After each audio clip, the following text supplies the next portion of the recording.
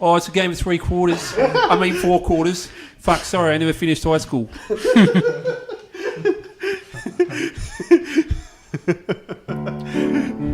It's fate and honour, right? Fate and honour. Well, I don't know why I'm listening tonight. I got a feeling that the cards just ain't right. I'm so salty, must not give in to rage. And I'm wondering what those rollers will say. Scrubs to the left of me, the cheaters to the right. Here I am, gonna roll a derby tonight. Gonna roll a derby tonight. Gonna roll a derby tonight. Hello. Yeah, I really did. I reckon that should be the lead into the episode. That's the lead in. It's a game of 3 quarters. All right, this is the Hidden City Roller Derby, and we are 4 crazy rollers recording live at the Merlin studios. Kyuden Floyd. Chateau de Floyd. There is, if you want to see the crazy recording setup that we've got, you can go to our Facebook page that social media manager Glen has really pimped out for us. Been downgraded from Kotai champion to social media manager. It's an upgrade, mate. And very soon I will be the person that likes the post rather than posting. It's good to be here. All right, so we've also we have our champion and owner and manager of the studio, Merlin. How's it going? Doing all right. Playing more games. Just same old, same old. And we have guest roller. He's been here once before and joining us again. Only once. Just once. How's it going, Jay? Yeah, good, mate. It's a public holiday tomorrow in Melbourne for the footy. Footy. I think we're Yeah. probably the only city in the world that gets a public holiday because of a football match. We've got 2 sporting events. We've got the football and the horse race. Oh yeah, Yeah, for real. we get 2 public For real. holidays So- because of sport. Tomorrow, for people who don't live in Melbourne, tomorrow is Grand Final Day. That is the name of the public holiday. Everybody doesn't have to turn up to work. Isn't it day before Grand Final Day? It's not even actually the day of the match event. happens. Grand, It's the day grand before. final parade day. And it basically gives excuses for all the people who don't get involved in sport to play card games all day. Yeah. So I don't know. Merlin's next door neighbours to conduct human sacrifice or something. I'm not sure what they're doing over there, but it's getting pretty rowdy. We've got people in Australia. Often people will party the day before a big event, so that'll be tomorrow. But Yeah, this is the day before the day We've got before. the day before the day before. So in that fashion, we might start celebrating our world celebrations next week, and we'll keep the party going for a few weeks. We'll arrive in LA already champions. Pre-drinks on the plane. Yes. Yeah, good fun. So is everyone at this table going to Worlds except me? Nah, Glenn's not going, is he? I won't be there. Oh, I good. won't be, Alright, I'm not I the won't only be loser then. representing Australia, unfortunately. That being said, taking Crab to represent Australia is already, We should take against the like odds. I lose it. No. I'm against the odds, so maybe I'll put that card in my deck. Hey, No, Hawk Tattoo is out of the meta, mate. Is that? Crab's That's the back. big news. Crab is back. Crab is back, Casada is the best friend I need. So we can start walking sideways again. So for those of you that missed the news, which is probably nobody that's listened to this podcast, Hawk Tattoo has been errated. Although I think officially they don't use the term errata, do they? I call it the Glen errata. It was the Glen errata. or the it's too late errata. It's fantastic to see Tyler just take some initiative and offer us a new rules reference before Worlds. I guess as you two, Merlin and Ben, going to Worlds, how do you feel about this change? I think it's great. Look, all I need to do is I need to take my totem, a picture of Glen, a picture of our Kote champion with me to every game. I'll set it next to my table as like and I'll channel Glen during my games. That's all I think need. You're going to play. It doesn't matter about Hawk Tattoo. That's all I You know need. the scene from The Hangover where he's counting the cards with all the math symbols? That's me with all the L5R cards in my head. I'm like, what is the opponent going to play? I am considering taking card for card Glen's Kote winning deck. I mean, it hasn't changed much. Basically- Crab did not get a lot out of the element. It's the Joe from Cincinnati Crab deck with the 1 card change. So we give him credit where it's due. So you play a lot of LCGs. You play Thrones and you play Star Wars And Netrunner.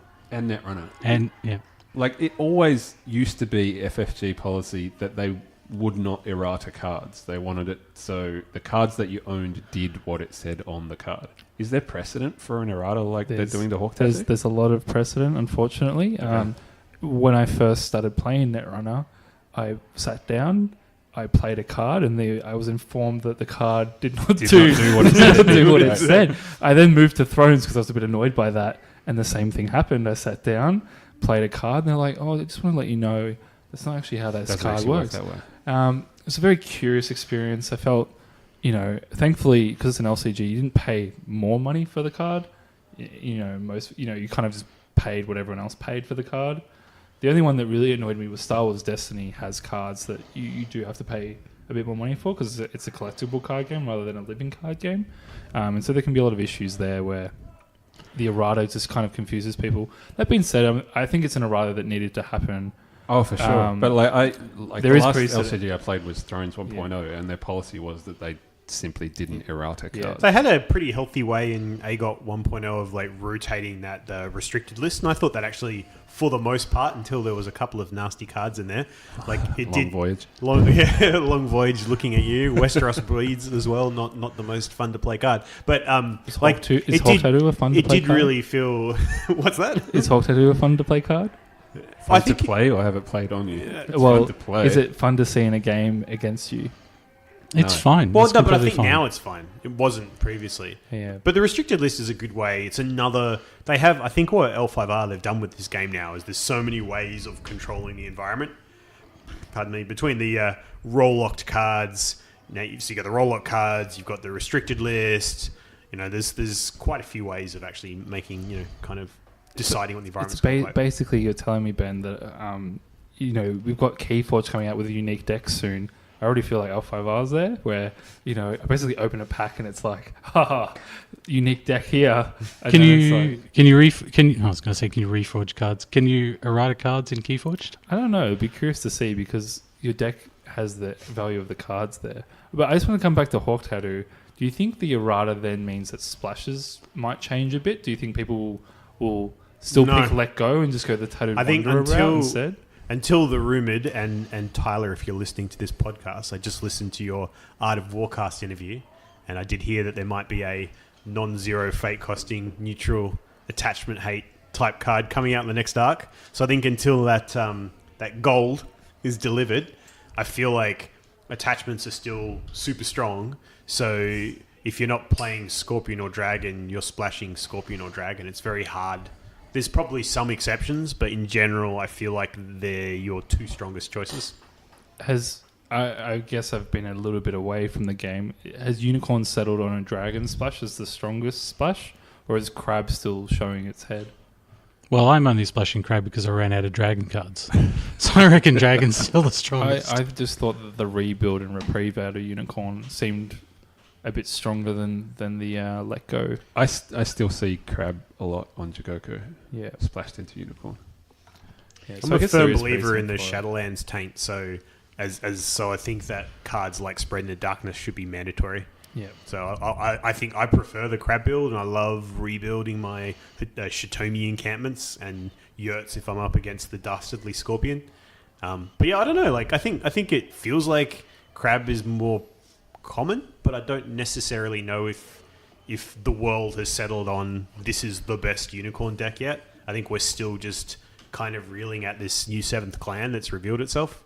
Well, we're still on 6 because Crab. Oh, get out of it! No, Crab they're left the back, scene man. for a I'm bit. telling you. Now that They're Hawk back. Tattoo is doing what it was clearly intended to do, Crab D is back. Okay, I'm gonna have faith in it, and later tonight I might build the Crab deck to eat my own words. It's like high roll keepers all night. To all the listeners, I really love Crab, and I was just reminiscing before about the nostalgia of the greatness of when I had spyglasses on Casada drawing me 2 cards a turn. It was beautiful. And you had 3 keepers in your bin by 30 seconds. I was of playing, the first round I was of the playing game. a limit 1 per deck card that says put 3 keepers at the start of the game. It starts in your opening hand. It's a well-designed and fair card, and I hope to see more of those cards coming out in the future. So what else was new in that rules reference guide? There was some sort of changing to first player, right? So there was a few things. I guess the big one was that second player Mm-hmm. no longer gets a fate. Yeah. So maybe we want to tackle that. How important was that second fate in everyone's experience with the game so far? So we've played 2 games since then without the second player getting any fate. And because I was playing a Seeker deck, I don't really think it made any difference. But I think it might make a difference in Keeper decks. Have you guys played Keepers? No, I've only played Seeker. Well, I just played a Keeper deck. It was a Crane deck running their Keeper role. Keeper of Air. But how can you tell whether the problems were because of the fate or because of the keeper? Role, it's probably a player defect issue as well. Seeker Crab and Keeper Crane. 2 restricted cards couldn't save you even. The Simcof That's Gambit. the last 2 games I played just before we got on. I was running Seeker Crab because I think Seeker did the best out of the new roles. Like fucking amazing new role for Crab getting Seeker of Earth. And then and like I'm just really, really enjoying that deck at the moment. I think it's a fantastic deck. And then I was playing Keeper of Air because I believe in Keeper Crane. You're doing it wrong. I have been told that both of those choices are just factually Suboptimal. incorrect. They're suboptimal at the best. So do we think though, just in terms of a fate generation, I guess perspective, because I guess the other change was that first play is now randomly decided until they change the tournament rules to reflect whether or not we're still going to be able to select who goes first. Yeah. Do you think going first now gives you the advantage in the fact that you could play one character then pass to still gain a resource advantage? Well, or is there more of a mind game now and then a bigger decision tree? Or is it about the same? Well, I've got two thoughts on this, which is first of all is I think that there still is a minor economic advantage to going second, which is on turn 2 you do get the first opportunity to get fate off a ring, which is a sort of minor economic advantage. But the other thing is I think now you choose whether you want to go first or second based on your deck's tempo. If you are a deck that likes to control, if you're a very aggro deck and you want to take the initiative, then you're going to go first. If you want to take that first conflict to take the province, then you get first shot at choosing the ring. So you can take that water ring first up if somebody's brought out a cheeky Doom Shigenja with no fate on it, and as dragons are wont to do. Or you go second if you're a more controlling. Because if you're going second, then you get like first opportunity to play a card in the first conflict if they declare a conflict off you. So I think it's like, am I a very offensive deck, or am I more an offensive deck or am I more of a defensive deck that's like, let's see what you do, and then I'll react based on that. I think you've just given us a masterclass on how that interaction works. I got a few more points. Yeah, Merlin. All right, so some light on the situation. These are but I want to add a disclaimer. These are not my original thoughts. I just read them online, but I can't remember who said them. So credit to whoever they are. We're just going to add to the number of podcasts and resources that we steal from. So Troll 5R. Would artists borrow great artists' zeal? All right, so if you're going second on the first turn, you kind of put your opponent in this position where they have to commit first, right? So this is obviously good if you're playing Dragon because they commit against your feasts and your restoration of balances and things. Yeah.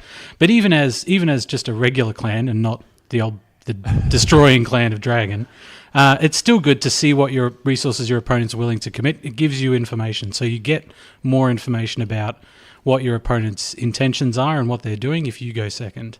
Second thing is that if you go second, your games go to what, three turns-ish? Yeah. So you get that advantage more than your opponent, who only gets to go second once on the second turn of the game. Yeah. So you get that sort of information and you get that advantage more often if you go second the first turn. So do you think that, I mean, there's also an advantage in going first in the tiebreaker of tiebreakers, right? It's like the ultimate decider of yeah. tiebreakers. Yeah, that's right, the ultimate tiebreaker. So if you go to time and you and your opponent are equal on tiebreaker points, and you get to the end of the round and you're still equal on tiebreaker points, the person that wins is the person who did not choose who went first. Yeah, so if at the start of the game you rolled the dice and you decided to go second, and you get to that ultimate tiebreaker, you will lose that match. Yeah, okay. Well, you'll get the mod loss, right? I think you got to ask yourself if you're equal on tiebreakers, Yeah, you'll get the mod loss. Yeah. You get that sweet 0 VP. Yeah. Yeah. I'm still... So- I don't at all like mod losses. So, do we think that overall this was a positive change? I think there are. I think it was a problem. I think there are other ways they could have tackled it. But yeah, I'm glad they addressed the problem. There was simply, for most decks, like 99% of decks, there was simply no reason for you to go first whatsoever. Particularly turn 1, like often you'll see on Jigoku or Discord League, people just pass through turn 1. There won't be a conflict, and you've just gained an extra resource to actually play the game in turn 2. Yeah. Whereas what's interesting in paper play is that I think going first and second contributes a bit more because there's a bit of pressure on both players to start doing conflicts in paper play. You've only got an hour to get through a timed game, and you can't just sit there and pass through. But even versus Dragon, you sometimes have to, let RNG take the wheel and. Chaos is a ladder. It's to me it's a real psychological pressure, and every time I've sat down, especially in a tournament against Dragon, I feel very much like I really should be doing a conflict, mainly because I have the advantage usually in turn 1, especially against these more greedy controlling decks, and so you do want to try and push it. But we'll see. We'll see if people figure out the testing over the next few weeks and see where it lies. So, obviously the Hawk Tat's the other big change. So I've got an interesting question to ask, which is, if you can all for a second put yourself in the position, you are a genius level IQ Dragon player, right? I don't need to imagine it all. You are like, when You're it not a comes to Dragon Dragon, you just know how to use Pathfinder's blades. You understand innately how a restoration of How to balance make your works. opponent run into rest. At turn one. Right. Like, now, this change to Hawk Tat, do you feel that this has nerfed your deck so much that it's unplayable, or do you still think Dragon are pretty strong? I think it makes it a bit stronger. Yeah, that's what my thought was. How does it make it stronger? How can a Show makes nerf... it stronger. Because it How does makes it it nerf- stronger because opponents can't use their Hawk Tattoos to drag in your Voltrons It at the wrong conflicts. It denies the opponents right, to okay. play it against you, and it That doesn't make you stronger. That makes them weaker. It incentivizes you to actually consider how to get more intricate void fists off. I'm I'm a serious. genius level dragon player. I don't need... No, I'm serious because I don't know how many. I've never had a dragon player actually Hawk Tattoo a monk character and then void fist with that character. I've seen it once. Yeah, it's I saw very it once. It's like great. to me. It's like those sort of surprise things where you can just kind of, if you're going to trigger the reaction, try and get the full value. I'm all about full value on cards. Yeah. So if the card has 2 conditions and 2 effects, do both. So I think the thing is now we'll actually see Dragon players, because before I think you get far more value out of dragging an opponent's character in and disrupting how they wanted to assign. Yeah. Whereas now, because that's not an option, is Dragon players will start using the card for the intended reason, and Or they won't becomes play it realistic. at all, and it'll open up 3 slots in their deck. But Yeah. I think they'll But definitely now- play it. And no doubt that in the next arc, if we know by history, if Void Fist is anything to go by, there'll be an amazing card to slot in there. But now, but now you can go Katana Yeah. onto a monk at home. You don't defend. So you Yeah. have Katana monk at home, then Hawk Tattoo next Do action, Void Void Fist, Fist. yeah. Yeah. And there's just a lot But more. that's intricate exactly play. what I imagine a void fist to kind of be, right? Like you're in this battlefield, and then all of a sudden this Little ball guy monk just flies out of appears nowhere. out of nowhere, Punches you in the Dragon Ball Z style. They've been charging up to 9,000. They just smack you back home. Super Saiyan has been reached. But the beauty of the card is that now it's a positive play experience because you feel rewarded for playing it. Yeah. Whereas before it was Yes, a negative agreed. play Yeah. experience. Yeah, totally. For everyone involved, really. That Yeah. actually is a segue onto I want to put out to the world a variant, an L5R format change. So here's a variant for you guys to potentially try at home. So it's called Fun 5R. And 12.5R, not trademarked. Fun 5R, I've actually gone to the patent office. We just had a microphone drop. So all Fun good. 5R, and what you actually do is you play L5R as per written, but you ban, so guest of honor. Any card that has green on it. Yeah, so you're not allowed to play Dragon, and then you also ban Guest of Honor, Policy Debate, and Iswa Tadaka. And I challenge anybody to play 5 or 6 games in that format and then play 5 or 6 Tier 0 games versus Dragon and say that their 5 or 6 Tier 0 games versus Dragon were more fun. I just think it's not going to happen, right? And I feel like if you... Guest of Honor, Tadaka are 2 horrible offenders, and Policy Debate as well. They're horrible offenders of this negative play experience. And it's just like this game that we play, this Legend of the Five Rings. I've been recently playing quite a few games against people who aren't playing Dragon and they're not playing Policy Debates. And you just have this really great like back and forth, and it feels like decisions that you're making, you know, have real impact on the way that the game's going. And it's not like, does he draw his Guest of Honor so I can't play my entire hand? And it feels like a proper game, and like it's a lot of back and forth and riposte as opposed to what we're doing now. So anyway, that's my variant I'm putting out into the world if anyone's interested. It's just like a ban list. Dragon, Tadaka, Guest of Honor. What was the other one? Policy Debate. Policy Debate. Yeah. Yeah. As a Crane player, Yeah. I feel bad every time I flop a Guest of Honor. See, that's the crux of it, right? Like You feel bad Yeah, winning you with feel these bad cards. playing those cards. Yeah. I feel bad mean, when I they're play Tadaka. Clearly busted, And you and can you'd get- be crazy not to play them. You Yeah. can get 2 of the But trifecta. you feel like a dog. Like Yeah. your first turn, you pull out Guest of Honor with 3 fate and pass. Yeah, And that's you it. look across at your poor lion opponent and That's go, it. "Welp." And then you honor it, and then Point they to a run favourable into ground and they say, run into "Uh, Magistrate Station. Yeah, Yeah, congratulations. Just God. lost. Yeah. Yeah. So I agree. Like even people who get to play those cards, most of the people I know don't have fun playing them. You win with them, but you don't feel good doing it. yeah, and There's I probably think some that's people who get that's the glee crux out of of the it. issue. Like those guys who used to camp in World of Warcraft that would just camp outside killing lobies all day at the PvP servers. Like, I feel like they're the sort of folk that play Guest of Honor and Policy Debate, right?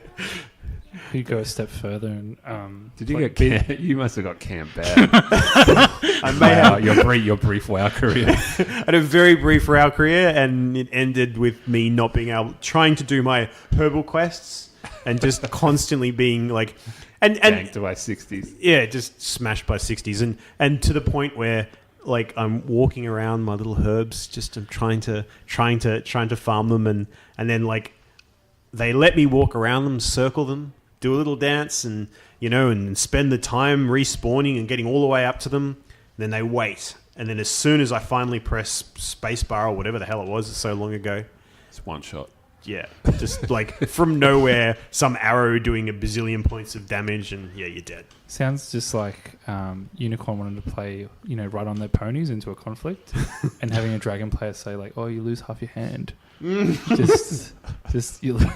Only half. You did It's just okay. so much more You than that. only lost half. That would be fine. Yeah.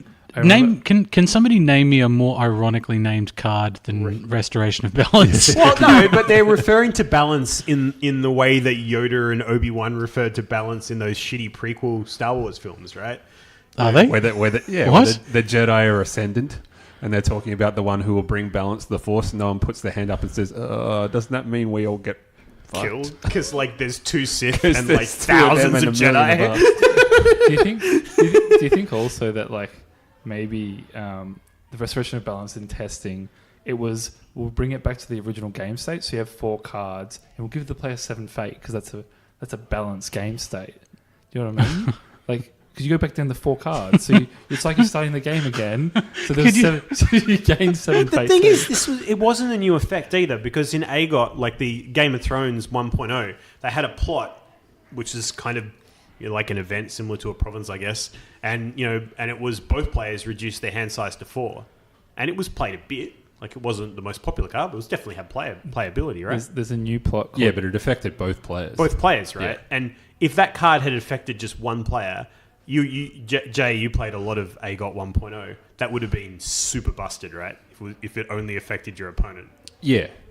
I mean, su- I think everyone's feelings on Resto are quite clear.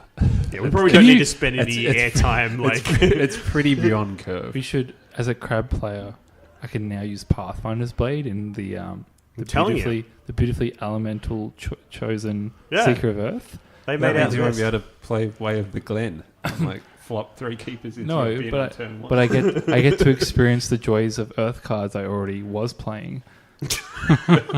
Just get to continue that Earth theme that everyone else decided to vote for. It was the most. Was there a more confusing pick than Seeker of Earth for Crab? No, that was not in the just baffling. slightest. Who the? Oh, hold on. Who was in charge of that? I think Dragon chose Keeper of Void, right? Which is Yeah. like a weird choice. Was it Keeper Void? I thought Well, it was water. They've got really cool Void cards though. Crab has Sabotage. I'll give them that. And they also have discouraging Pursuit. So For all their in my Shinobi. Crab Shinobi deck that I built, I told you I really tried with Crab. I went into the Jank Tank and I came out with some viable options. Did you run 3 Meek Informants so you could run your Discouraging Pursuit? I ran the Seal of the Scorpion. Okay, yeah. Because it makes people Shinobi. Make your Crisis Breaker a Shinobi. Oh, it just makes Kasada a Shinobi. Ninja Shinobi. Ninja Kasada. Just jumping out of the bushes. Yeah, like Ninja. No, he's just walking around with a bush, like a couple of leaves in front of his face. But he's so big and scary, you just pretend not to see him. Everyone's like, I can't see you. I can't see Where you. did Kasada go? I can't see you. Nobody can see me. I am Hida Kasada. So the other rule change I think that was quite good was that they allowed characters that have their stat set Oh, yes. can now, during a duel, the dial modifier actually does apply.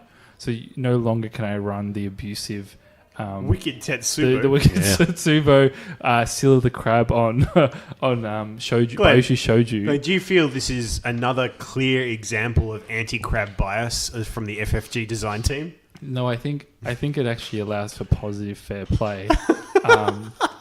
It does mean that the Shoju auto kill that I was running no longer is viable because they can actually bid a bit higher. It's a bit of a shame. But I think it's fair. I think anything that improves the duel mechanic will eventually, maybe in 2021, we'll get there or actually maybe just with the Crane dueling pack, we'll get there where the duels actually feel really fun and interactive. Yeah. Because I certainly, in my head, right now, I feel the closest thing to a duel in the game is honestly picking which Dragon Province to hit. I'm like, this mind game is so huge. Like, he's looking at the most left card of his province. Do I go there? Is he double bluffing? He didn't pull out that Yukuni. It's got to be under that, right? Yeah. No, I think that's a factor. Have you played, in the LCDs you've played, have you been at a stage in any of those games, I'm sure there has been, where you have had a deck that's just this ascendant as Dragon is? I don't think I played the game when there was that deck. Netrunner, actually, that's a lie. Netrunner for the past 2 months until they put out a new restricted banned list, had a deck that just won every game because it didn't interact with your board. It meant that the corporation has agendas in their hand that they're hiding, but the runner could, without interacting with the corp, discard the corp's entire hand. Yeah. So you could just put all the agendas in the bin. So I stopped playing that for a while. I think Dragon's not unbeatable. It's just that some of the players going to Worlds have played the same deck for 12 months, and you're competing against someone. That's a crock. I defy anyone to show me somebody who's played the same deck for months. I think reps. I think in reps L5R is more than other important. card games, reps in a deck are really important, and it's why this new pack injecting at the very last minute I actually think is refreshing for Worlds. It adds a bit of diversity, a bit of uncertainty to the decks being shown. They did just the last bit of news, right? Is the release date for the Scorpion pack seems to have the Underhand of the Emperor seems to have disappeared from the website.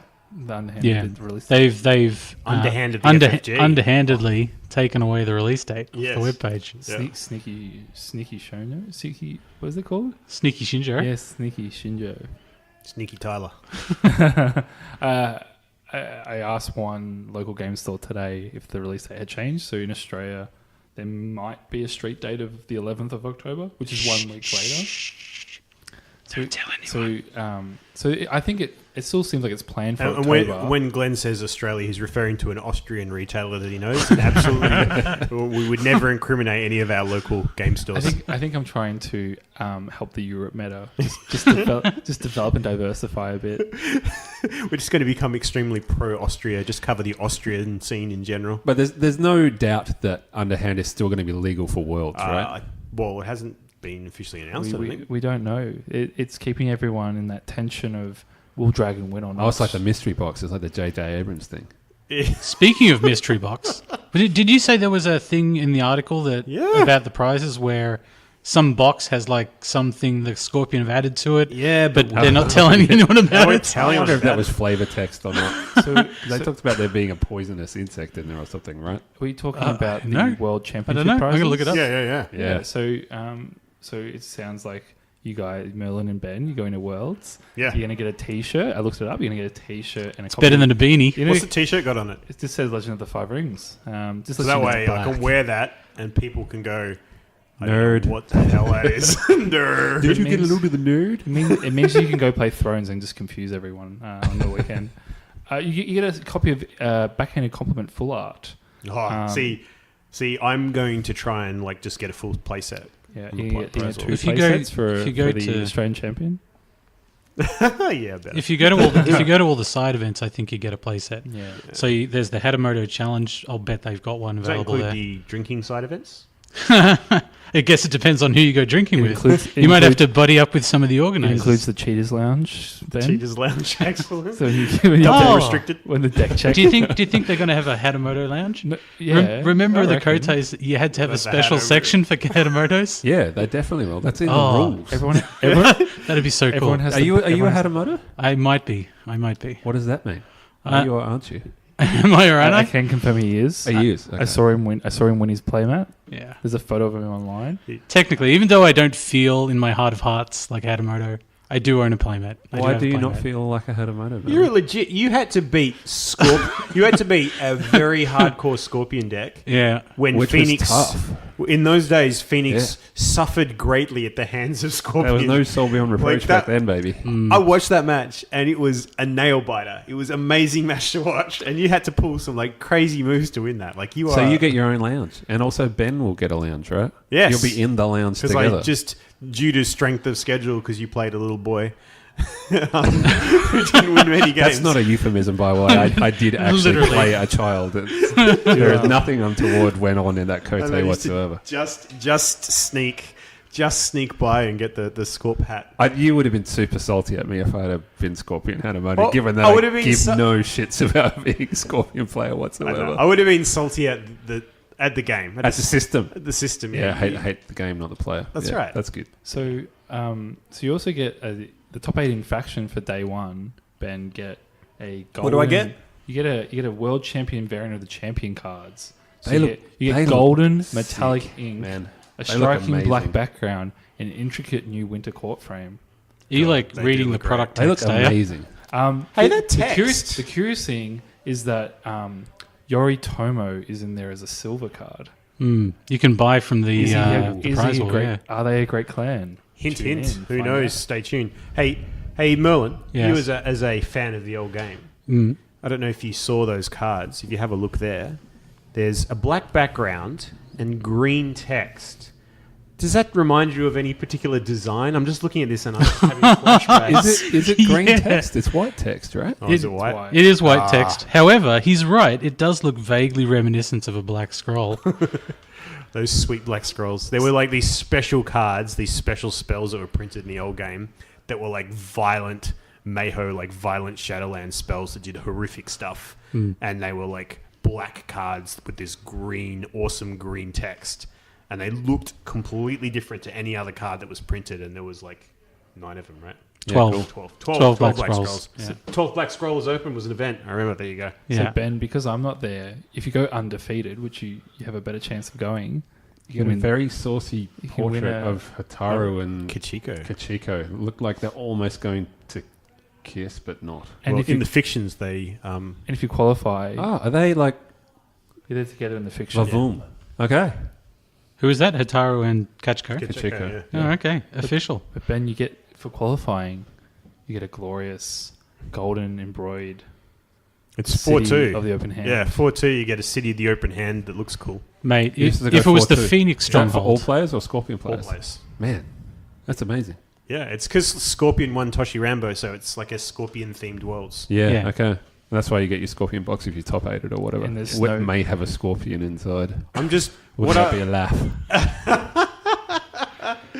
What do we think that, like, if the meta doesn't change, like if this Scorpion pack's not legal, right? And Dragon... Have you guys picked what you're going to play? Do you guys know what No. you're running? yeah, man, my deck's right next to you. Really? Yeah, I'm going to call it out live on air. with the deck. I'm playing Phoenix, man. I There see. was never any doubt Right that I next was to me, playing Yeah. Phoenix. I see mountains, Anvil Castle. Oh. Um, Yeah, and you're playing there's a Dragon. Is secret that- fire Is roll that next to you? it, and there's a feast of famine in the deck, just to give it. I tell you what, At least the Phoenix. deck's legal for this tournament. Super tech. I'm swinging from the... I'm pointing to this right up high in the stands. I'm saying, Seeker of Earth Crab, here I come, baby. It's the dark horse. It's the Dark Horse, man. It's a... If anything can upset the Dragon's Reign of Terror, it'll be Seeker Crab. I would, mate. I Hey, would, It might be a rank outsider. I would love if Crab did win Worlds. It would cement that despite their setbacks over the past 3 months, Can you hear these Um, guys?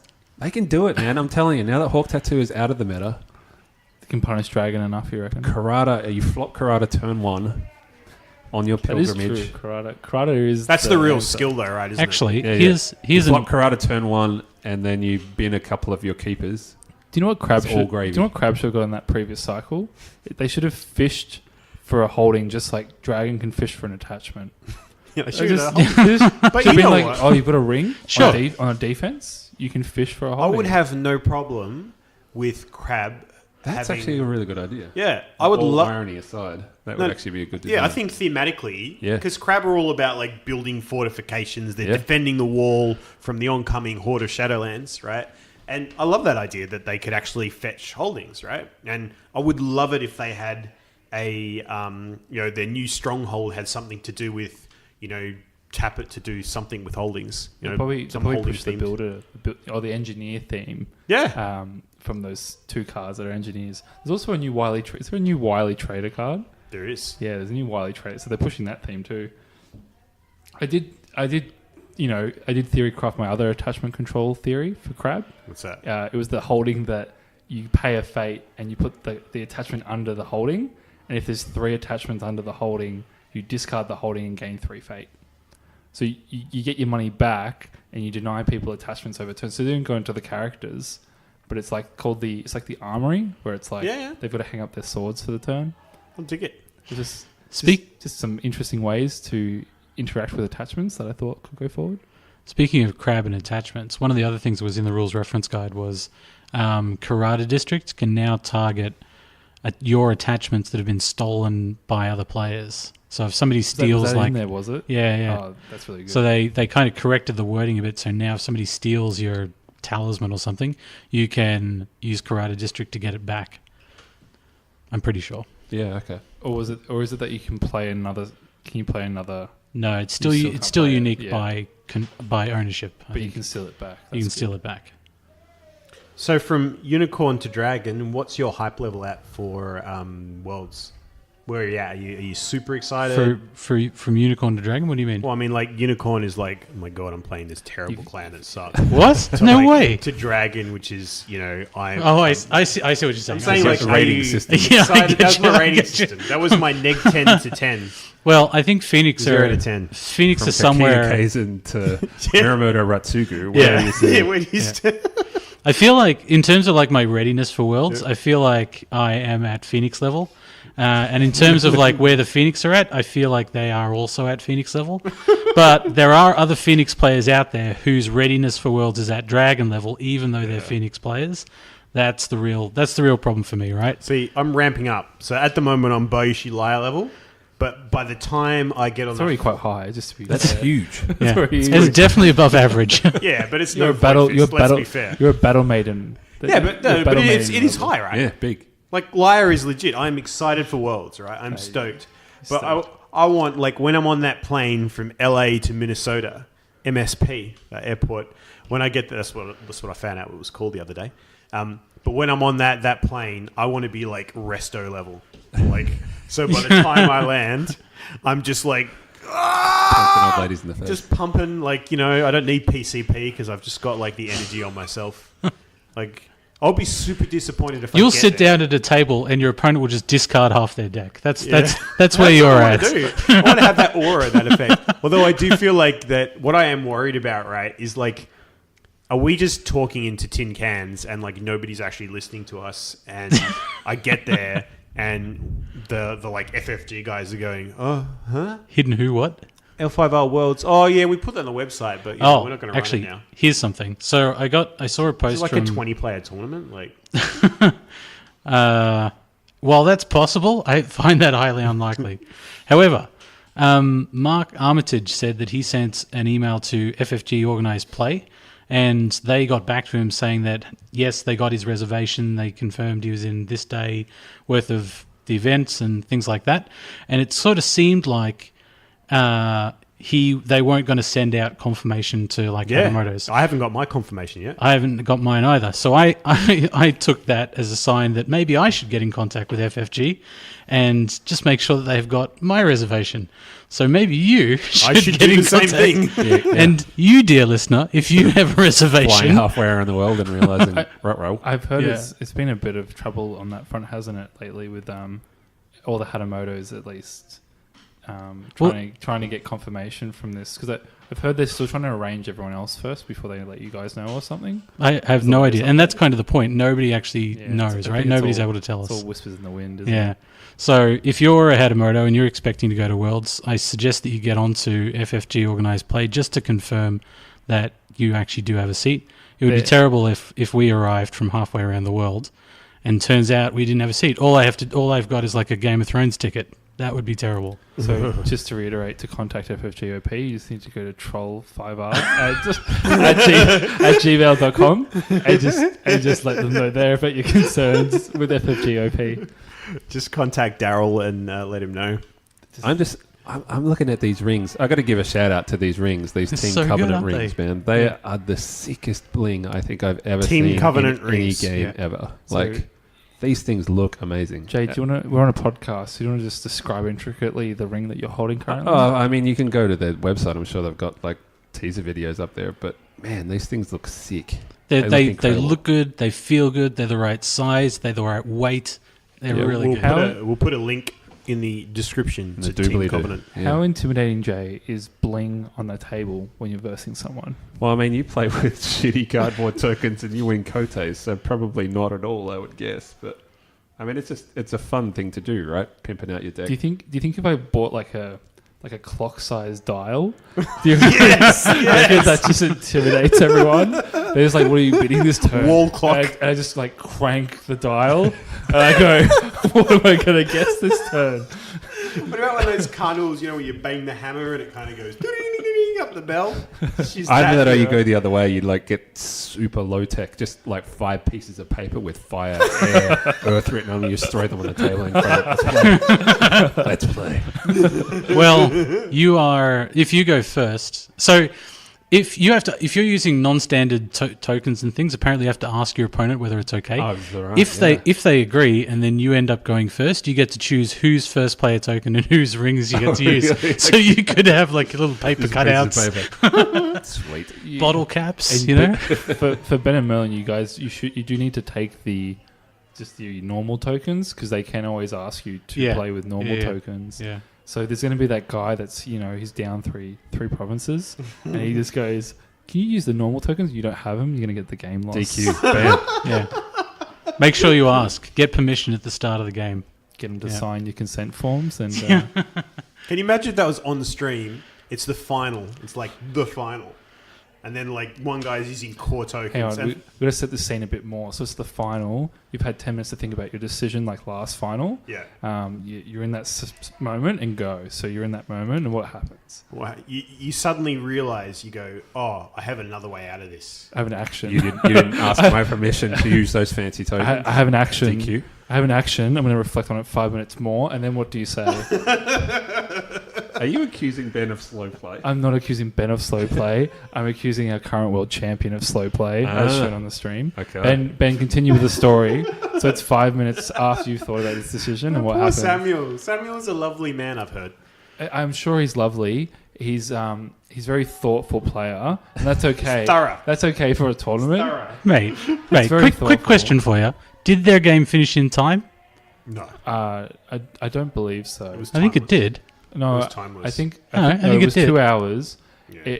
It wasn't so much that, Merlin. It was that for most card games, you can sit there and feel quite entertained in watching it. I enjoy watching chess, for instance, and that has chess clocks. Mm-hmm. Watching that final, I learned a lot about the game, and actually, I would credit both of them for helping me improve my play. Mm-hmm. But I certainly wanted a refund on my time spent watching that match. So it's the risk you take, mate. It's the risk you take. Some players play different, and if the European meta is a bit slower, that's okay, because for the Dragon players, that gives them the advantage. Yeah. So And that's Hey, important. timing's a huge thing. I actually think we don't emphasize that enough. Timing is actually huge. If That's you're my playing, concern about playing Crab, man. Like, Crab are slow as hell, and they take like 57 turns to win. It's also Yeah. it's my concern about playing online in general. Like the difference between playing online and live, I find is huge. Oh, absolutely. Yep. and people, I feel like I don't know. This is just anecdotal. I've always found that people make more mistakes in real life because they feel pressured to make a decision. Well, I'm Yeah. the opposite. There's a lot of automation online too. Yeah, Yeah. because my pace is very much. I already know what I've decided my line of play for basically the turn, unless you do something drastically out of nowhere, you know. And so like I'll do my action, and I already know what I'm doing. And if we had a chess clock, I would feel, you know, I've spent 10 minutes, they've spent 30. nearly That's always my. most of the time. I know I've done something right when I'm playing Glen. If he suddenly pauses, just takes his time. I'm like, he wasn't expecting. You got me. You got me in a bind. It's like the equivalent of a poker face in L5R. You just got a delayed timer. I don't know where this topic started off, but No, I don't know either. but Worlds would be quite interesting in that regard. Do you guys, when you're training for Worlds, just a bit of insight? Yeah, I know you guys said you kind of were waiting for all the Scorp Pack stuff before you started really digging into it. Do you guys think about time in terms of? Oh yeah. Do you try and finish games? Like, are you worried about not having a deck that closes out in I'm the terrified. In I'm terrified about flying all the way to the US and being like, I want to make sure that my deck is at least a little bit more aggressive than the average deck, because the last thing I want is to fly all the way to godforsaken United States of America. Shout out to that. Yeah, that's Shout out the to our entire American continent. and Gosh. and get there the and like so far we've alienated European and US. We've got New Zealand listeners and we've got Austrian listeners left. Thank God Troll5R still love us. yeah, Jesus. Yeah. So yeah, I don't want to fly like the ridiculous like other side of the world to the US and then, you know, come up against somebody who's like a Samuel style player who just really just digs in and takes their time thinking about things and like go to time and suffer like a mod win or a mod loss, because like mods are the death, right? Like that's the death of strength of schedule. I think other podcasts discuss it. Is going 4-2 day one, can you still make the cut, or is that basically you get the prizes but it's very hard to qualify Unclear. for day two? No. Unclear. I think it was pretty clear. You go 4-2, so there was no points involved. If you have 4 wins and 2 losses, you're in day 2. In terms of like standing, they'll probably use points to They determine. did standing. say it is on the official site that on day 2 strength of schedule resets. Yes, because it's a separate event actually, which I really like. I But think you have to Photop qualify actually. for that event on day 1, correct? Yeah. Yeah. The way you do Yeah. that is going 4-2. But you get to go Yeah. 4-2. And you also get rather that than- badass black and gold scorpion. But that's better. stronghold. That's better than 6-1 at a Kotai. Yeah. Well, no, Kotais were based on points. It was like 52 points, and you can advance in 53. the Kotai. 53 points, right? So then, if you ended up with mod losses and things like that, or mod wins, you get done on points. Yeah, Whereas now it's kind of like an X2 cut day 1. Yeah, that's true. If you get, that's better for. Actually, that's that's better true, for all. yeah. That's better for all players, right? Yeah. Overall. I think so, yeah. Yeah. It also means there's less pressure on you on that first day. Yeah. Like if you're playing cards for 2 days straight, you don't want to be sweating bullets the whole time. I think there's 1 day between both of the day 1 events and the day 2 event. Oh, nice. Okay. Yeah. So you get to choose whether you play it on like the Thursday and the Friday, and then I think the finals might be on Sunday, something like that. Okay. Can't remember exactly. We'd have to get out the thing. Okay. And on that off day, you guys will be all thronesing, right? Yeah, I'm going to To get as thrones. many Yeah, it's all about the prize tickets. tickets. I've Tickets. still got to build them in decks. Oh, you've got to build me a deck. You've got to teach me how to play the damn thing. Yeah. I got to do that in the next week. That's Glenn's contribution. I'll get you some sweet promos. Yeah. You've got to get me a deck. All I want to do is I want to get enough points so I can get. I want to go. I don't know what the Game of Thrones format is, but if it's a 6-round format, if I can go 4-2, just degenerate, easy to play deck. That's all I want. You can do side events for Thrones as well if you buy the main event ticket. So there are plenty of prize tickets to be had, and like Worlds last year was like there were prizes. Everybody got prizes. Like you get so much value for money out of Worlds. It's huge. I'm jealous. Hey, Yeah. Glenn, Too. we had any feedback from our listeners? With regards to the overall quality of this podcast over the past few weeks, Yeah, we got a few reviews that we want to highlight. yeah, we can look those up now. I'd say how's the viewership's been It's growing. quite consistent, and thank you to everyone that listens. Your contribution is not unnoticed and welcomed. So I'm just going to check now our review section. So have we been getting reviews? Have we? We've been getting feedback from the community at large. For our vast listenership. We've got exactly 2 reviews, I think. Two reviews. This is one from your mum. One maybe from my mother. No. Did you say the co-host was one of the hardest people to listen to? Oh, here we go. There's reviews. There's a reviews tab. Yeah, man. So we've got a few reviews. We've got a few feedbacks that we can take from our viewership. So we're just going to talk about this feedback and talk about how we can improve moving forward from here. All right. So this is going to be a good reflective process. So we have one listener that said, some mad lads from Australia that share a well-informed and unique perspective on a children's card game. So Jay, seeing as you've had experience with children that do play this card game, how do you think that comment lines up with the overall quality of the podcast? I don't even listen to this podcast. We've just added our third review, Jay Crystal. I don't even listen to this podcast. So there you go, there you go, I came over listeners. here tonight There to you go, play listeners. cards. You may not be listening to this podcast right now, but next week we'll have you on as a host. We've got another one that I thought it was a bit too far, and I felt like we didn't deserve this next review. Is it a 5-star review? All totally of these are didn't 5 deserve stars. So it's about ethics in LCG gaming journalism, a paragon of professionalism and integrity in podcasting, a world leader in their field, standing in a class of their own. Thank you for those kind words, Nathan Budd. West Coast roller, Nathan Budd. That's the next best thing to your mum, isn't it? LCG gaming journalism usually breaks down into 2 camps: the people that complain about cards and the people that praise the cards. And we try to fall in the middle there with, the ethics of LCG gaming journalism. Probably our favourite one is from Frotop. He says, every time I listen to this podcast, they manage to act out their Australian personas perfectly. Never once dropping their accents, even though they're obviously American. Frotop, you've caught us. We're actually in San Fran at the moment. We've got a little hidden cabal here in the States, and you're next. Yeah, it's a startup, right? Like we've got some VC funding to it's like an Australian accent AI cyber security. No, we're a card designing group that's working on Fun 5R at the moment. We're just in the middle of developing an original children's card game. Fun 5R, look out for it. Yeah, so that's the feedback so far. If you would like to post a review, mind you, it doesn't have to be 5 stars. If there are things you think we can improve on, please let us know via inbox, or preferably on the page for everyone to see, because then there's a lot of transparency, and we're all about transparency here at the Hidden City Rollers Podcast Derby. Well, we do have we do have a little bit of time left. I was actually wondering if there was some queries as well, maybe from listeners. Have they got some cues that we can provide some A's to? Did we ask for questions this time? We've got some leftovers. So I know we've got some fresh questions, hot off the press. Hot off the press. Trevor Cuba, the row of dragon decks is punishing. What's your game plan when attacking dragon? Well, I want Glen to answer this one. Trevor, thank you for asking. You may have seen me. We've never seen me before, but those of you who play locally with me, I will roll a dice. There is no better way to You don't do mean that. figuratively, do Oh, you? yeah. You mean No, literally. I literally roll a dice. Yeah. But the difference is, Ben, when I roll a dice in this game, it's for a reason. It's not for Maze of Illusion. It's for a reason. But more importantly, I run decks that can look at their provinces. If you really want to attack Dragon, you either need to run Wayfinder or Pathfinder's Blade.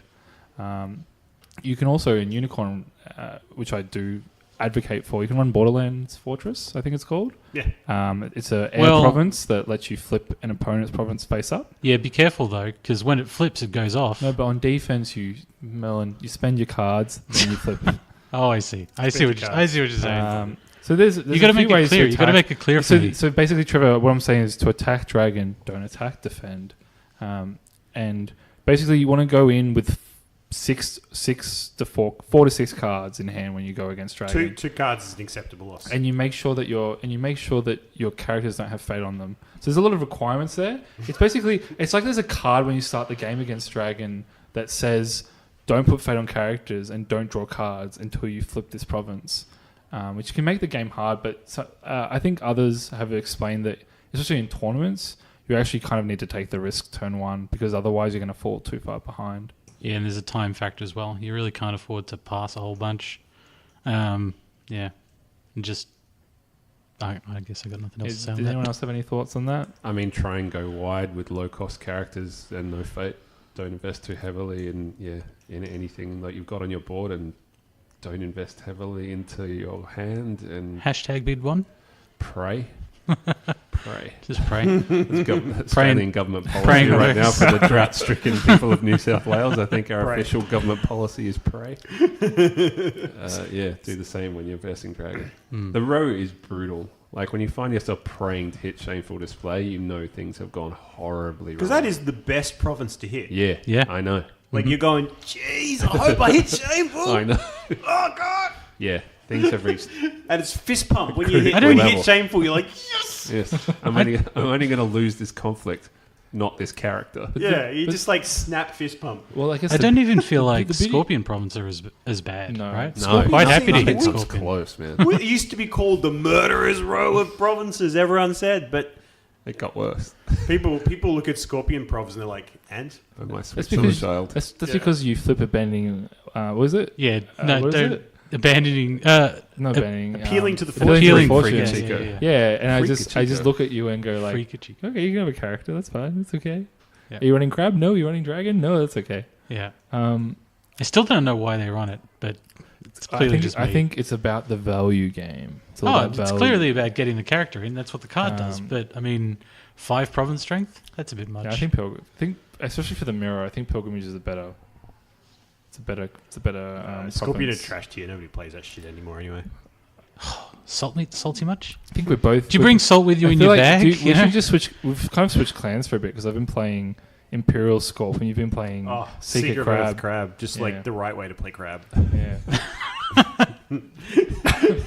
I might disagree with you, and we'll have a chat later about it. But Still running Charge and Pathfinders, though, right? Oh, I'm triple restricted. I actually Charge I would Pathfinder's argue, an iron I'd mine. argue if Crab could run Charge and Pathfinders, I actually think that deck would actually have legs. To be honest, like But you don't need to charge anything because none of your characters are that big. Like the most expensive character you're running is no, well, 3. it's fundamentally shifts how that you run Crisis Breakers with. You can't run Pathfinders. Crisis Breakers because Oh they're my keeper God. only. I cannot experience this deck anymore. It's already too much. Yeah, that's your cannot. third rule break. You're charging Pathfinder Oh yeah, true. and Crisis I can't. Breakering Yeah, in true. a Seeker deck. I can't. I'm having a mental break on podcasts. I can't deck build, guys. I can't like FFG is making it so hard to deck build the way I want. Well, you can deck build. I'd be perfectly happy to play your Seeker of Fire Unicorn deck. That'd be fine. Oh yeah, that'd Yeah. be fun. We can play. That'd be good. All right, so moving on to Thomas Vandenberg after that dark note. Oh, actually, hang on. Trevor Cuba, he's the Architect Gaming guy, right? Is he? Yeah. That's believe doing the Shout- Province League shout out- stuff. shout out- Yeah. shout out Oh. Trevor. People Amazing. should check out the Province I League. think That you have. looks Do you have like a lot of Architect fun. Gaming box? I do. Yeah. Well, And a crane on a dial and a bunch of tokens and whatnot. well, that was that dude. Yeah. Yeah. I saw his Kickstarter league. Yeah. Well, I think Architect Gaming is amazing. I think it's a different Trevor.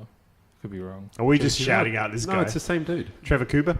Well, the Architect Gaming guy, Yeah. unless someone stole his photos, those photos are on that Kickstarter page. Oh, cool. Same dude. I'm sure it is. All right. Sorry All if right. it's not. Trevor. Thanks, Sorry. thanks, Trevor. I meant the person running the Province League. All right. Yeah, that's him. Anyway, awesome. Yeah. Shout out to you then, man. Good stuff. Thomas Vandenberg asks, a question we kind of covered already, but I just wanted to cover one element of it. Do you guys think the adjustments made in the recent rule reference are all enough to bring back into a positive course? So, Thomas, I actually think the game was already positive. It just, there's a percentage of cards that make it not fun to play occasionally, but when you don't play against those things, the game's actually completely Fun fine. 5R, baby. Yeah, it's just 100% enjoyable. I actually don't think the game's based on where we were at. You just said ago. like a minute ago that you couldn't deck build. No, I can't. But that's okay because I can still have fun with Unicorn. I'm talking about Crab. I can't. Oh, right. Okay. Yeah. But I think the game's more positive than negative at the moment. I mean, the fact that we have to discuss this is a bit sad, but you know, you look back about 8 months, the game's in a far better state now than it was 8 months ago. Yeah, 100%. Post-restricted list, it's so much better. I don't know. I don't know what it is. Maybe it's like the ever-expanding card pool, but yeah, the game is a lot of fun right now. Right. I don't play anything as much as I play L5R. Okay. We got any others? Oh, yep. Marwin asks, why is Jay not on the restricted list? That guy is so paid. Did you win a Maze of Illusion or something against him? I think I won 4 Maze of Illusions in a row against him. Are you serious? Yeah, and then I just said, trash card for trash players or something, LOL. Yeah. I hate that card. Fuck that card, So- man. That should be the first thing on the ban list. So- And anyone who suggests card design of that ilk in future should just get fired. I think that card is the penultimate good card for bad players, right? Because if you're a bad player, you can play this card and you can kind of get this blowout effect against a good player. Yeah. Do you know what? Yeah, I agreed. reckon that was like Ben Brode was like L5R designer for a day. Like it's had like lead Hearthstone designer come in and just go, let's design a card. And like drunk Ben Brode. Yeah. Like not happy-go-lucky Ben Brode, like drunk, surly Ben Brode. Maybe Just wants no one to have any fun whatsoever. maybe it was secretly Simcof rolling a dice and he's like, I've got an idea. I'm ready for a card. Did Marwin just go even all the time? Because that's what I find. He's Calling it just out now. even. Marwin I goes think even. I picked even every time. Yeah, there you go. He's just gone even But every it becomes time. a mind game after the third time. It's like Yeah. he cannot possibly pick That's this right. again, But then which it is does. exactly why he'll pick it again. Exactly. For listeners, the Maze of Illusion concept actually originated from the Psy games in Netrunner. And I recently had a game where the runner ran 4 times against an agenda that requires you to win the Psy game, and I won all 4 times. Is that the one where you have to bid Yeah. clicks or Yeah, something you or actually credits? bid on Yeah. it's a bit more interesting than the Maze of Illusion, which doesn't punish them for you guessing correctly. Tori Dory asked us about when are we playing. He's going to say, He says he's can I come jealous. over, mate? He's really jealous he can't be here, but he's saying, when are we playing the Lord of the Rings TCG? And how many copies does Jay have of Gladriel, Lady Redeemed? We were talking about that in our Discord channel. I was a massive Lord of the Rings, like back from the Decipher days. Lord of the Rings. I still think that's probably the best heads-up game I've ever played. I kept on my cards, but yeah, there was a No offense really. to present game included. Oh, I mean, it's a good game, but I don't think it's as good as Lord of the Rings was. Fair enough. But yeah, there was a busted version of Galadriel, and Birdie posted her picture into the channel, and it totally triggered me.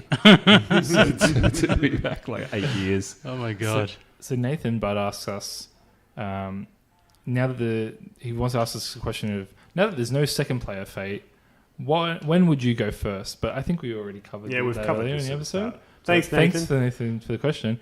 He also asked us to design an anti fun deck to counter Dragon. He said, Tadaka, Guest of Honor, what does that anti fun deck look like? What's an anti-fun Well, deck? Oh, Nathan, As the in, anti... the anti-fun deck is Dragon. What's a deck that beats it? no- the counter, the Trace Buster, The counter, Buster, yeah, Buster. the Buster. Nathan, the no fun deck is very clear. It involves Kandro District, Waning Hostilities, Korimori, and just a beautiful, Bushi, beautiful talisman as well. Bustling Academy. Yep, that's in there. A Phoenix can create in most FFG card games, you can build a prison deck. L5R is not there yet, but the Phoenix deck's getting pretty close. If they get Secret Void, you're going to be able to build a prison deck that just Do you shuts think out that they most maybe decks. can start bringing back like run pacifism and then like put Stolen Breath, that new like Scorpion card that means people can't go to political conflicts. Just say you can't go to conflicts, and you can't go to conflicts, and you can't They go already to have conflicts. they've already got the military equivalent. Yeah, so now they Actually, can use the political too. Does that one have any influence? Yeah. Yeah. Okay. All right. Two. So yeah, I guess that we're in a state where I think that prison deck will show its head at some point in the next 6 months. I would have so much fun torturing Dragon players with that. If we could figure out a way to take those people who play those giant Voltron decks, shove it up there. What's it? But I mean, there's no. The problem with the game. One of the problems with the game currently is there's no viable alternative of Voltron. You can't go wide. You can't really play aggro yet. So unless you supply a solution or an alternative to that mode of play, shutting down that mode of play just makes the game even less fun. But I mean, what about if they put in more PK? Because obviously, like Knob Sack is a great effect, but if you have multiple effects where you can kill giant characters at a real cost outside of conflicts, like that kind of discourages Voltron decks. I would guess. I think even better. But I don't know if it's a good thing. You free for Greater Glory. I think you take for Greater Glory off, and then all of a sudden, the Dragon player can't invest in one character because the Lion and Unicorn decks will just go wide, and then they'll get him for another turn, and at that point, you're gonna lose. Yeah, I'm not convinced that you would. Well, Dragon doesn't have a cancel. That's my thinking there. Well, that you can punish, you can charge, you can do all that sort of good stuff through that. Sorry, I just threw a little token at Glen because he keeps turning away from his microphone. Right. So basically my summary, if listeners didn't hear it, was nothing of importance. So thank you. Do we have any last comments or questions or anything we're looking forward to in the next week or so? I'm just super looking forward to finding out what those last few Scorpion cards are and working out that I'll just be resigned. I really want to play a direct that's not Dragon at Worlds. That's my goal. They are the deck to beat, Mm. which is... I know. So can I ask you two, what are your goals for Worlds? Honestly, like what are you guys hoping for from the experience? It can be both like from a relationship and sort of, building the community perspective, or it can be from your goals in the tournament as well. Okay. All right. Well, first off, Merlin's going to get Jay a black and gold Doji Hitaru. That's his Doji Hitaru. Primary goal. Silver border, okay? Yeah, that's fine too. All right. We'll work silver's something on the out. prize wall, Jay. So I think in terms of the competition, that's really what I'm going to go for. So I don't really probably want to do stuff around media, although we will do. I think we're planning on doing like a podcast of podcasts like we did last year. Still in the planning stages, so we'll work that out. But competition-wise, a wise man once told me to just take things in stages, right? So I'm really not going to be thinking about anything on day one except day one, and I'm going to focus on getting a winning record. Yeah, so 4-2, and then on day two, I'll probably again focus on just getting a winning record, and then if I end up getting into some sort of cut, then my goals will sort of change. I'll be happy if I make day two. Yeah, I'm. I think that L5R is a game of 4 conflicts, and I'll just take one conflict at a time, and do my best, and just leave it all out in the field, and hopefully the boys rally, and we can get a good result. Yeah. But I'm also, to be honest, in all seriousness, what I'm really looking forward to, yes, the game stuff is important, and I'm definitely going to try and do my best there. But, look, we all know that, Anil will win. But, I'm definitely gunning for second place, for sure. I'm not sure that that's a foregone conclusion. Yeah. I think Yeah. it is.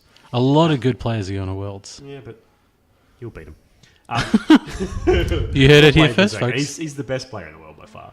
But we'll, if playing Dragon, the disclaimer there is I think that there's nobody who can beat him who's playing Dragon. If Anil was playing Dragon are definitely the deck to beat. Yeah. if Anil was playing Fun Fire, open field, He couldn't play Dragon because that's on the ban list for Fun 5R. I'm super interested to see because I think there's a lot of internationals. I'm really keen to just meet with a lot of players that I've been like, talking to on global Discord, playing against on Jigaku, and I think Demagog's coming. I think. yeah. So some of the Greek players are showing up. Yeah, and those. Yeah, they're really exciting. They'll be good matches. And just seeing them inject some disruption into the static meta, right? Like they don't play the follow the leader style meta. They just do their own thing. So I'm really looking forward to see what innovations they bring. I'm looking forward to catching up with, I've never met face-to-face any of these other people that do these podcasts. And obviously, we're the new kids on the block. This is episode 13. So, although we've recorded 60% of the episodes of Troll 5R, and we've only been around for a short period of time. So it's true. It's commitment, right? That's what it takes. Yeah, actually, I think I guess they're Sixth a Ring podcast, right? Yeah, Sixth Ring are also only up to 16 or 17 or something. They had a long hiatus, but I think they're back now. But it'd be great to meet all of those folks. There's a social aspect, I think, which I'm really looking forward to. In all honesty, I think having a quiet beverage with some of these card friends will be a lot of fun. There is no such thing as a quiet beverage. It will never be quiet. Wherever we get a drink, it will not be quiet. Is there going to be a beard competition, Merlin? I feel like a lot of L5R... A beard competition? A lot of L5R players seem... There is a dance competition. Have you heard about the dance-off? I was going to Dance ask... I think it's for charity, I believe. Yeah. Are either of you practicing to get involved in that? Ben? I'm not practicing. Are there prize tickets involved? If so, Ben will be all over it like right on rice. Doesn't sound like charity, Jay. You donate your prize tickets to charity. Jay is the charity, right? Right. I think we should just sign up Bert to represent the Hidden City Rollers. Yeah. Yeah, for sure. Yeah, he could bust a move. Yep. Yeah. I feel like if anyone could do it, it'd be him. If we're playing original DDR, roll over Beethoven, I could kill that track. I could go all the way on that track. But we're going to have to I work look out the so details. absurd. There's a video of me that's floating around of when I was killing it on DDR, and it looks ridiculous. I'm not necessarily the most graceful of movers. It's like capoeira, is it? On a dance control mat thing. Well, thanks everyone for tuning in. No, thank you for everyone for being here as well. I just want to give one last shout out to Chris Caldwell, who's going to be running a beginner tournament here in Melbourne. Oh yeah, in 2 weeks' Yes, time. got to plug Great the idea. October 13th. Mm-hmm. So if any locals are listening, you can get involved in a beginner tournament. And it's been great to see initiatives all around the world trying to fill the gap where FFG isn't really there at the moment, to just try and bring in some new blood and to just keep growing the community in Melbourne. So totally agree. Just a quick last one. So a couple of days from recording is where the most important event of the year is occurring, the Australian Football League's grand final. How many points West Coast going to win by, Jay? I have a feeling it's going to be a close match. Yeah? I know very little about football, but they both seem really strong teams. I'm going to back the Eagles by 20 points. I like it. I reckon you're pretty close on the money there. I'm going to be the card game nerd and say, well, the Birds have covert, and so I give them the edge. Yeah, I don't know. The European meta is pretty strong. I have no fucking idea what's going to go on in the football. Eagles by 24 for me. 24, all right. It's a very specific number. It is. Yeah. It's 4 goals. All right, you've been listening to the meanderings of 4 men sitting at a table. We're going to play some cards. We're going to Talking play as some 4 cards men. now. So thank you everyone for listening. Till next week. Bye.